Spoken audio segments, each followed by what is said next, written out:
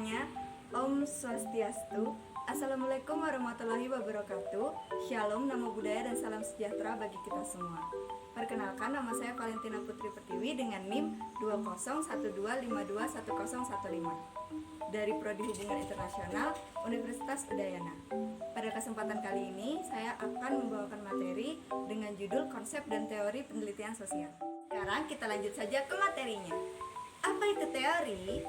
Teori adalah seperangkat konsep, definisi, asumsi, proposisi, dan variabel yang berkaitan satu sama lain secara sistematis dan telah digeneralisasi sehingga dapat digunakan untuk menjelaskan maupun memprediksi suatu fenomena tertentu.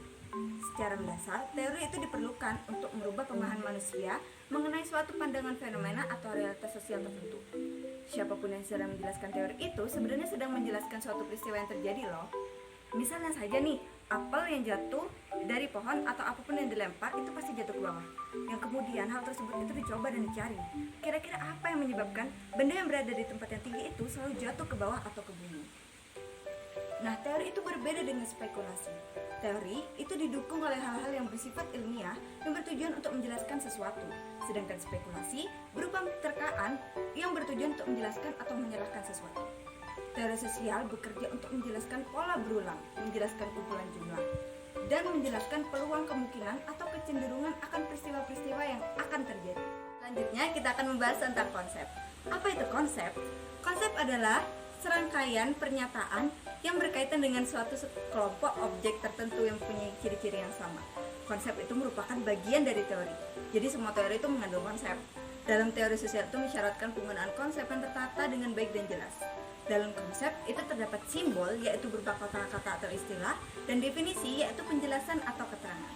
Selanjutnya adalah asumsi. Asumsi adalah sekelompok pernyataan awal mengenai sifat-sifat benda atau peristiwa yang belum melalui tahap percobaan atau observasi. Asumsi itu terus disusun di dalam konsep. Asumsi diterima sebagai titik awal penelitian yang keberadaan itu seringkali tersembunyi, dan identifikasi terhadap dasar-dasar asumsi dapat digunakan untuk memahami konsep lebih mendalam.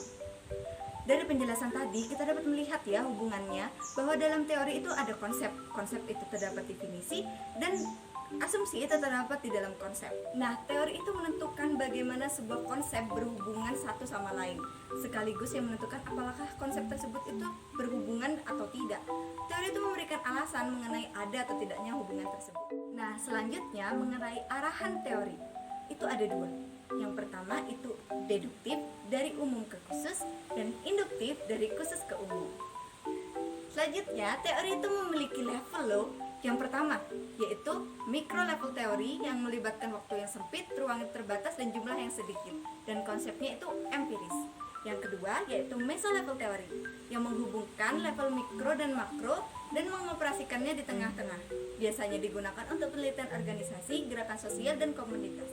Yang ketiga, yaitu makro level teori, menitik beratkan pada keterlibatan wilayah operasi yang lebih luas seperti institusi sosial, keseluruhan sistem budaya, dan semua lapisan masyarakat.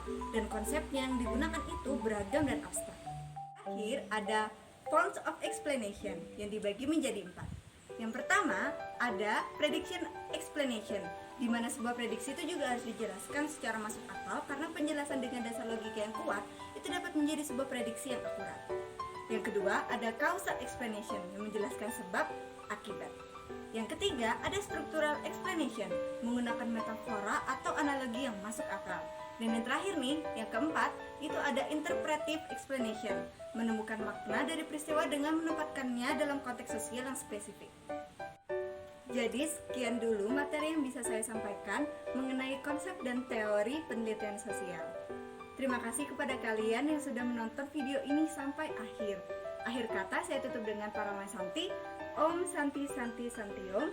Wassalamualaikum warahmatullahi wabarakatuh. Shalom, namo buddhaya dan salam sejahtera bagi kita semua. Terima kasih.